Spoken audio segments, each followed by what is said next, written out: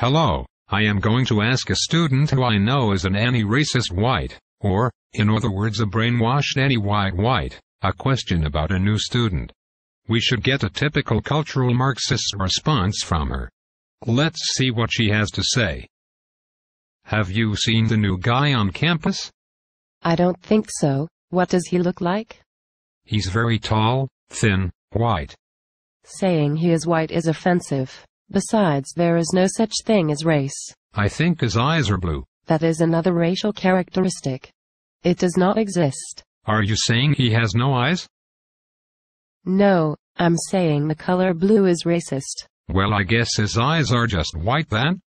There you go again using the term white. White is the most racist word there is. How am I supposed to describe him? I don't know. What are some of his other features? He has dark blonde hair. Again, that is a racial characteristic and race does not exist. You are also implying that he is white and that is the most evil thing there is. But you are white, and you have blonde hair. I know, but that is not a good thing. So you are saying that you, yourself, are a bad person because you are white? Well, I guess. No, it is okay to be white as long as you have no white children. You can marry someone who is not white, or even adopt a non-white child. Now you are saying white children are bad. No. What are you saying then?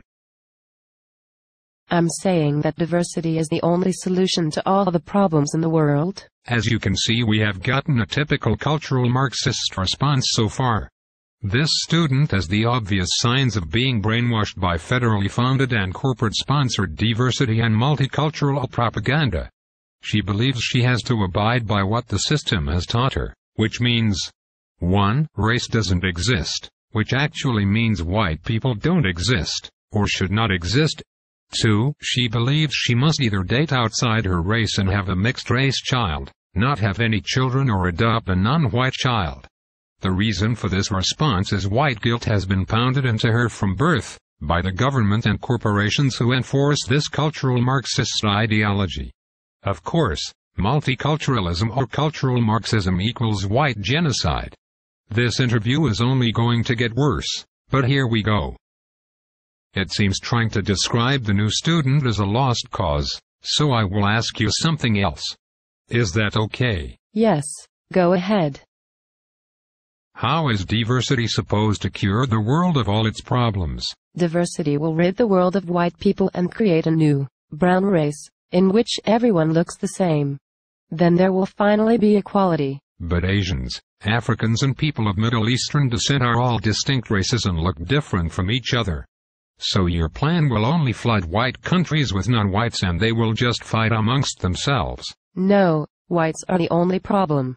Equality will be reached when people are mostly brown. That is the most absurd thing I've ever heard. Asians, Africans and people of Middle Eastern descent have been fighting amongst themselves and within their own races for thousands of years. All you are doing is promoting white genocide, which will take an enormous amount of beauty, intelligence and ingenuity out of the world. And you will solve nothing. No, that is not true. I have made an important point by conducting this interview.